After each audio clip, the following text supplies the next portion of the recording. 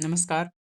आज हम इतिहास पर चर्चा करने वाले हैं और इतिहास के खासकर पहला इस्लामी आक्रमण जो सिंध पर हुआ था 1712 ईस्वी में। सिंध का उस समय तत्कालिक राजा थे दाहिर, और हम इस पुस्तक के माध्यम से उस सच्ची घटनाक्रम को जानने का प्रयास करेंगे। यह वही समय था जब इस्लाम की भुजाओं ने सिंधु नदी पार कर भारतवर्ष में प्रथम बार प्रवेश किया था 1712 में। केवल 17 वर्ष की आयु में अरब खलीफा के दूत मोहम्मद बिन कासिम ने सिंध के राजा दाहिर सेन एवं उनके शौर्यवान भाइयों पर आक्रमण किया। कासिम द्वारा किए गए आक्रमणों को दाहिर सेन ने कई बार प्रबल प्रत्युत्तर देकर पराजित किया, किंतु सिंध में बसे बौद्धों ने दाहिर सेन का साथ छोड़कर कासिम का साथ दिया। नेरम के बौद्ध नगर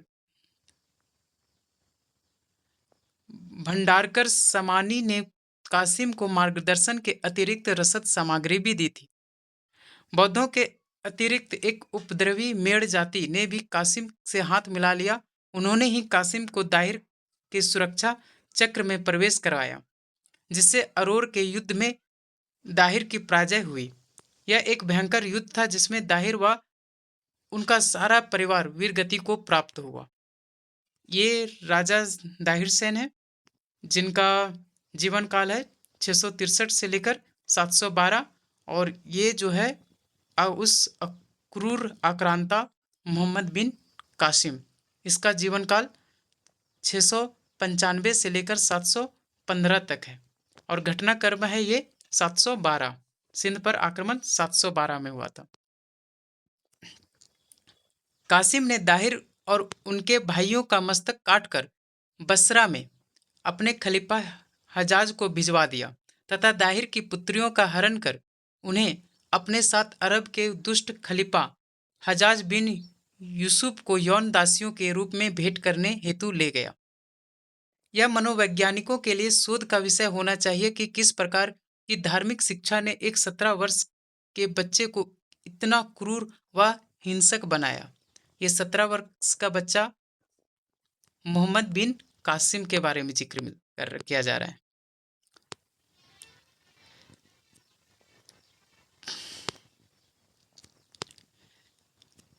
ये आप देख सकते हैं मैप में सिंध, और ऊपर में रोर, उसके ऊपर पंजाब और मुल्तान। आगे देखते हैं। यदि हम भारतीय इतिहास को दृष्टि दें तो हिंदू जनजीवन एवं सैनिकों के मध्य भी कभी यौन दास्ता की बातें सुनने में नहीं आई थी। हिंदू राजा केवल सत्ता एवं राज्य के विस्तार हेतु युद्ध करते थे। सेनाओं के आपसी संघर्ष हेतु कुछ नैतिक नियम होते थे एवं इन नियमों का उल्लंघन करने का कोई विचार तक नहीं करता था।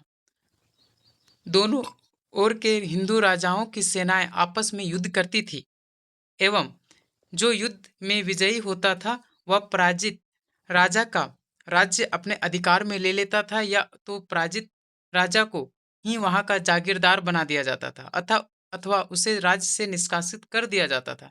किंतु आम जन, कृषक, व्यापारी वर्ग अथवा कलाकारों को कष्ट नहीं दिया जाता था तथा जनजीवन सामान्य रूप से चलता रहता था। केवल राजाओं में ही सत्ता का हस्तांतरण होता था। हिंदू परंपराओं के आधार पर राजवंश एवं आम जन की महिलाओं का हरण व बलात्कार करने अथवा उन पर अधिकार करने का तो कोई विचार तक नहीं कर सकता था। इस्लामी अतिवादियों ने महिलाओं पर यौन अत्याचार, उनके अपहरण व अपमान की परिपाटी को हमारी महान वैदिक भूमि पर सर्वप्रथम आरंभ किया एवं उन्होंने ही अरबी सभ्यता में प्रचलित स्त्रियों के साथ अभद्र व्यवहार की विचारधारा से हमारी महान सभ्यता में वैचारिक प्रदूषण का बीज डाला गया। इस पिक्चर में आप देख सकते हैं कि अरब की मंडियों में हिंदू बेटियों की बिक्री किस तरह निवस्त्र करके किया जा रहा था। अभी पिछले ही एक वीडियो में जिक्र किया था कि जो हिंदू महिलाएं होती थी या भारतीय महिलाएं होती थी, उन्हें निवस्त्र होकर आक्रांताओं के बीच में उनको भोजन परोसना, ये सब कार्य करवाया जाता था या दासी बना दिया जाता था। उधर राजा दाहिर के हत्यारे मोहम्मद बिन कासिम को उनके पापों का फल शीघ्र ही बगदाद में मिल गया। जो मोहम्मद बिन कासिम भारत में तबाही मचाया था, उसी मोहम्मद बिन कासिम को उसके ही गॉडफादर जो हैं उनको दंड देते हैं। लेकिन राजे दाहिर की वही दो बेटियों जिसे उपभोग के लिए भेजा गया था खलीफा के पास, उन लोग ने कैसे बदला लेते हैं, इसके पर हम नीचे देखते हैं। चचनामा जो अरबी लेखक हैं, अरबी लेखक द्वारा ही लिखा गया, जो स्वयं मोहम्मद बिन कासिम के साथ आए हुए थे, उन्हीं की पुस्तक है चचनामा। में कासिम की मृत्यु राजा दाहिर की पुत्रियों के कारण होने का उल्लेख इस प्रकार मिलता है। ये बहुत ही जानने योग्य बात है कि कैसे उन्होंने बदला लिया दो राजकुमारियों ने।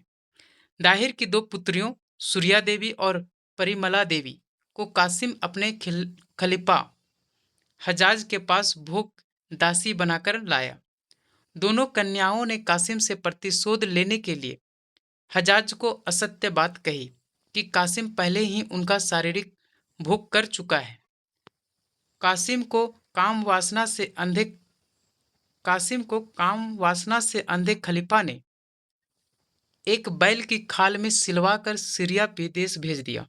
18 जुलाई 1715 ईस्वी को तिल तिल कर दम घुटने से कासिम की मृत्यु हो गई।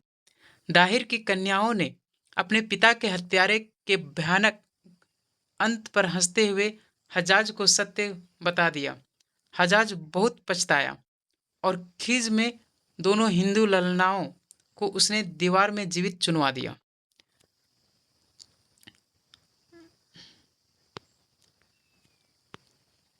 जो हमारे परिजनों को हानि पहुंचाए, जो हमारी बहन बेटियों के बलात्कार को अपना कर्तव्य समझे, उनका वध न्याय संगत और धर्म संगत है। यही शाश्वत सत्य है, यही उचित है, यही धर्म है। राक्षसों के समूह से घिरी अपने घर से हजारों मील दूर उन कोमल राजकुमारियों ने कैसे अपने विवेक को संभाला होगा, कैसे योजनाएं बनाई होंगी, कैसे हजाज को कासिम के विरुद्ध भड़काया होगा। यदि हम विचार करें तो उन प्रज्ञावान ललनाओं के प्रति हृदय सम्मान से भर जाएगा। राजा दाहिर की पुत्रियों का अमर बलिदान हिंदू इतिहास में स्वर्ण अक्षरों में लिखा जाना चाहिए था। शायद यही कारण है कि एक अरबी कवि मौलाना ख्वाजा अल्ताफ हुसैनी हाली ने लिखा है, हजाज के मजहब का हठी युद्धक बेड़ा अपनी पताका संसार के हर कोनों में ले गया। जिसने भय को बाधा माना ही नहीं, ना फारस की खाड़ी ना लाल समुद्र में जो झिझका, जिसने 7 समुद्र निडर पार किए, हाँ वह इस्लाम का बेड़ा गंगा के मुहाने आकर डूब गया। ये था कुछ वास्तविक घटना। बाकी धन्यवाद।